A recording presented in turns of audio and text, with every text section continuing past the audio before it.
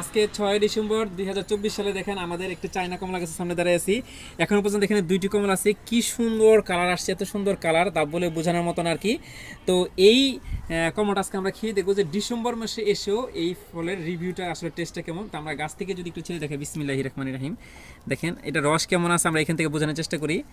আলহামদুলিল্লাহ, দেখেন যে এইখানেই কিন্তু অনেক সুন্দর কালার আসছে এবং এটা অনেক ভালো আসছে, অনেক সুন্দর কালার আমাদের। এই দেখেন এটা আমরা গাছ থেকে ছিঁড়ি, বিসমিল্লাহির রহমানির রহিম, আলহামদুলিল্লাহ। তো আমরা এটা দেখেন খেয়ে দেখেন, এটা কিন্তু গাছে কিন্তু পর্যাপ্ত রস আছে দেখেন, এবং ফলটাতে যে রস শুকিয়ে গেছে এরকম কিন্তু কোনো রস শুকিয়ে যায় না, এবং একটু সুন্দর মতো কিন্তু চুকলাগুলো বের হয়ে আসতেছে। তো আমরা একটু খেয়ে দেখি, এবং এখানে কোনো একটু শুকায়নি, কারণ গাছে আমরা নিয়মিত আমরা গাছের গোড়াতে পানি দিয়ে গেছি। অবশ্যই রস থাকার জন্য গাছের গোড়াতে নিয়মিত পানি দিতে হবে। বিসমিল্লাহির রহমানির রহিম, আলহামদুলিল্লাহ, এখন অনেক টেস্ট আসছে।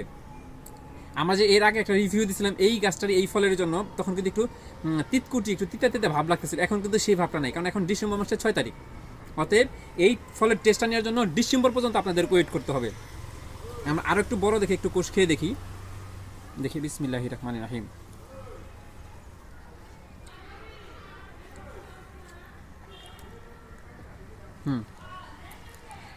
অনেক সুন্দর একটা ফ্লেভার এবং টেস্ট, কারণ প্রচুর রস, প্রচুর মিষ্টি হয়েছে। এখন হালকা একটু টক আছে, যেটা আপনি তো কমলা কাটে তো একটা মিষ্টি, যে রসগোল্লার মতো মিষ্টি পাবেন না, সাইটার জাতীয় টক মিষ্টি হবে, এইটাই স্বাভাবিক, এইটাই ওর ফলের সৌন্দর্য, ফলের মহত্ব এটাতেই।